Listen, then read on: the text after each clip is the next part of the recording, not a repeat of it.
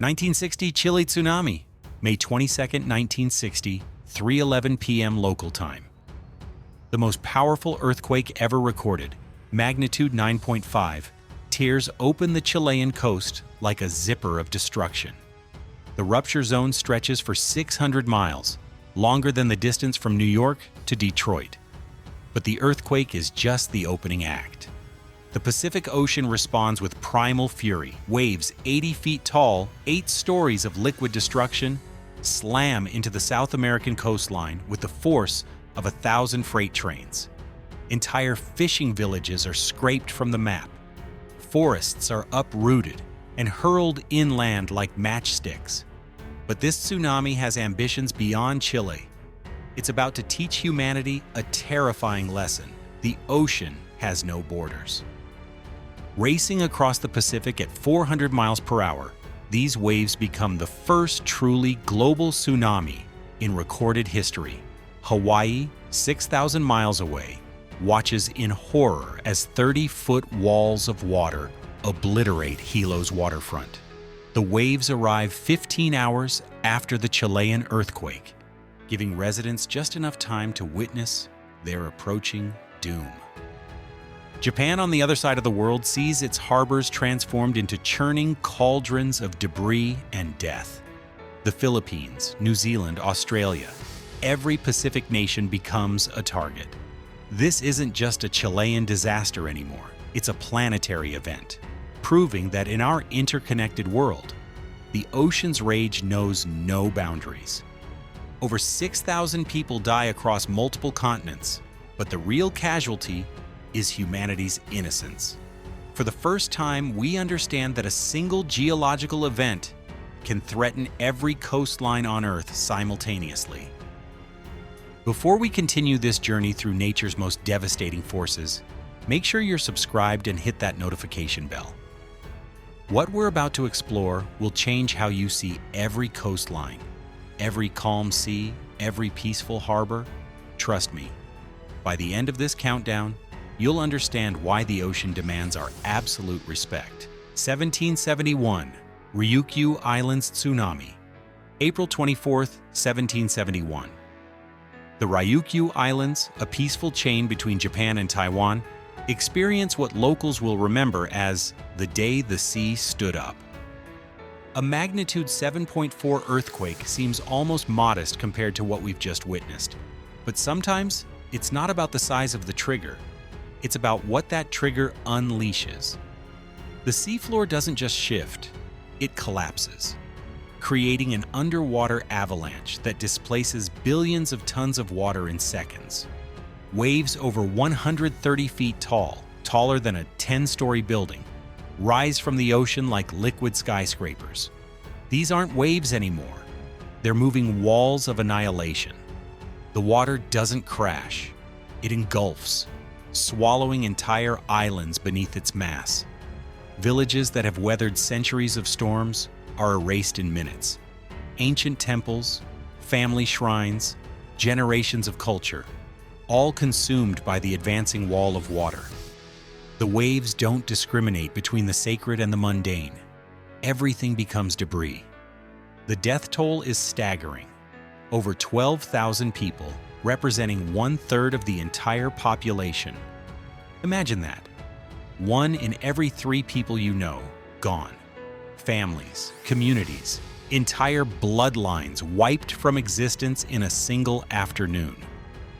But here's what makes this tsunami truly terrifying.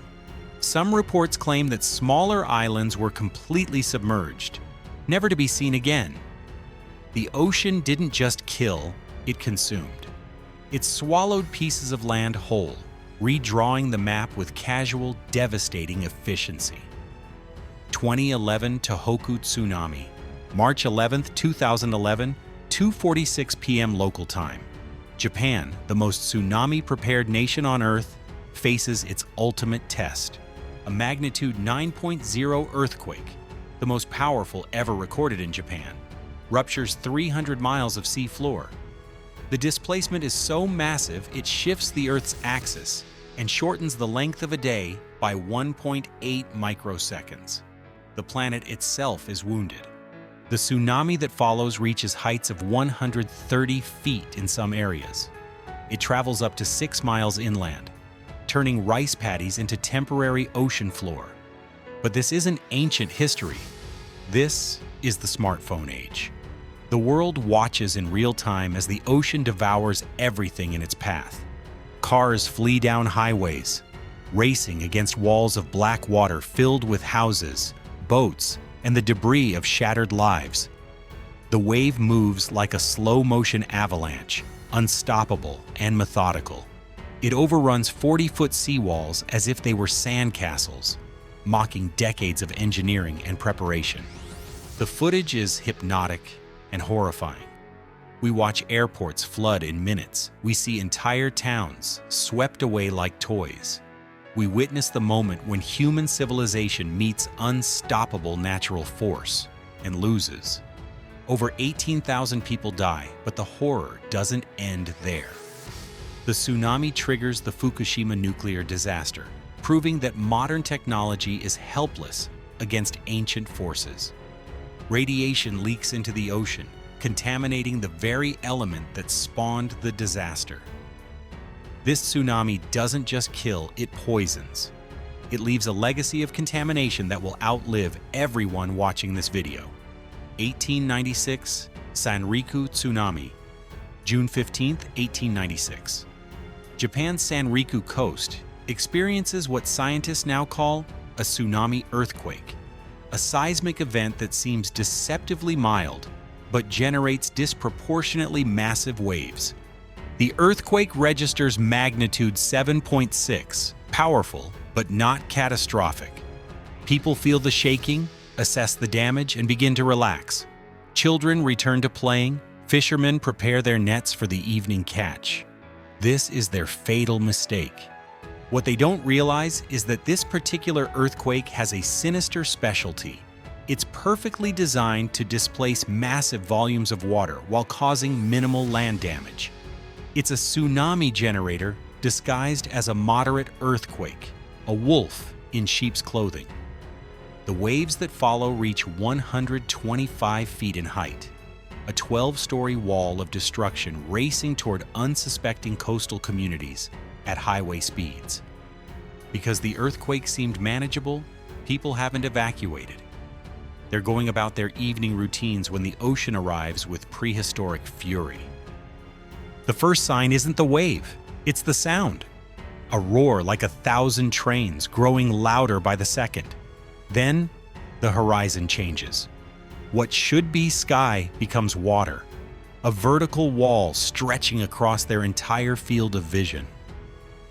Over 27,000 people die, most caught completely off guard. Entire fishing fleets are obliterated, their crews never knowing what hit them. Coastal towns are scraped clean, leaving only bare earth where communities once thrived for generations. This tsunami teaches a cruel lesson. Sometimes the most dangerous earthquakes are the ones that don't seem dangerous at all. The ocean keeps its own counsel, and its judgment is final. 1755, Lisbon Tsunami. November 1st, 1755, All Saints' Day. Lisbon, Portugal, is packed with worshippers, attending morning mass when the earth decides to test their faith in the most brutal way possible. A magnitude 8.5 earthquake strikes at 9:40 a.m., lasting a terrifying 6 minutes that feel like hours. The ground doesn't just shake, it liquefies. Buildings collapse like houses of cards. Fires ignite from overturned candles and braziers. The city becomes a maze of rubble and flame. Survivors flee toward what they believe is safety, the harbor. The open space away from collapsing buildings seems like salvation. This is exactly where they shouldn't go. 3 massive tsunami waves, each up to 50 feet high, slam into Lisbon's coast with the fury of an angry god. The harbor, crowded with refugees, becomes a killing field. Ships weighing hundreds of tons are hurled inland like toys. The waves penetrate deep into the city, drowning those who survived the earthquake and escaped the fires. But Lisbon is just the beginning. These waves race across the Atlantic at jet speed, striking Morocco, Spain, and even reaching the coasts of Ireland and England. In Morocco alone, 10,000 people die, as coastal cities are obliterated by walls of water that arrive without warning. The total death toll reaches 100,000, but the philosophical impact is even greater. This disaster strikes at the heart of the Enlightenment, challenging the era's optimistic belief in divine providence and natural order. How could a benevolent God allow such indiscriminate slaughter on the holiest of days? The Lisbon tsunami doesn't just kill bodies, it kills certainties, forcing humanity to confront the possibility that we live in an indifferent universe where natural forces operate without moral consideration. 2004 Indian Ocean Tsunami. December 26, 2004, Boxing Day. Families across the Indian Ocean are enjoying post-Christmas relaxation when the Earth unleashes its most devastating tsunami in recorded history.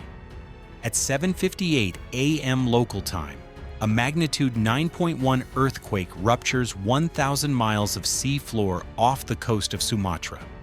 The displacement is so massive, it's equivalent to 23,000 atomic bombs detonating simultaneously. The entire planet vibrates like a struck bell. The Earth's rotation is permanently altered, but the real horror is just beginning. Waves reaching 100 feet in height race outward at 500 miles per hour, faster than a commercial airliner. In Banda Aceh, Indonesia, the closest major city to the epicenter, waves arrive within 15 minutes. There is no warning, no evacuation, no escape. The city is simply erased, wiped clean as if it never existed. But this tsunami has global ambitions. It crosses the Indian Ocean like a liquid shockwave, striking Thailand's tourist beaches, Sri Lanka's fishing villages, India's coastal cities, and the Maldives' resort islands.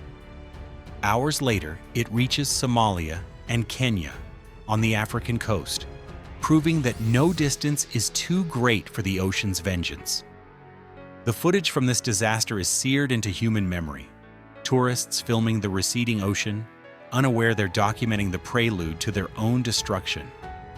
Families running from walls of black water filled with cars, trees, and buildings. Children swept from their parents' arms by currents too powerful to resist. In Sri Lanka, a passenger train carrying over 1,700 people is swept away. The deadliest rail disaster in history caused by natural forces. The train, ironically named Queen of the Sea, becomes a tomb beneath the waves. In Thailand, luxury resorts become mass graves. Paradise becomes hell in minutes. The contrast is obscene. Crystal blue waters and white sand beaches transformed into churning cauldrons of death and debris. The death toll is almost incomprehensible. Over 230,000 people across 14 countries. Entire bloodlines are extinguished. Fishing communities that have existed for centuries vanish without trace. The ocean doesn't just take lives, it takes history, culture, memory itself. These 6 tsunamis reveal a terrifying pattern. They don't just destroy, they evolve. Each one expands our understanding of what the ocean is capable of, pushing the boundaries of imaginable destruction into realms we never thought possible. But perhaps the most terrifying lesson is this: these 6 events represent only what we've recorded in human history. Geological evidence suggests that even larger tsunamis have occurred in the deep past. Waves so massive they would dwarf everything we've just witnessed. If this exploration into nature's most devastating tsunamis has opened your eyes to the raw power that surrounds us, make sure you're subscribed for more deep dives into the forces that shape our world. Hit that notification bell, because understanding these phenomena isn't just fascinating, it could save your life. The question isn't whether the next great tsunami will come. The question is, will we be ready when it does?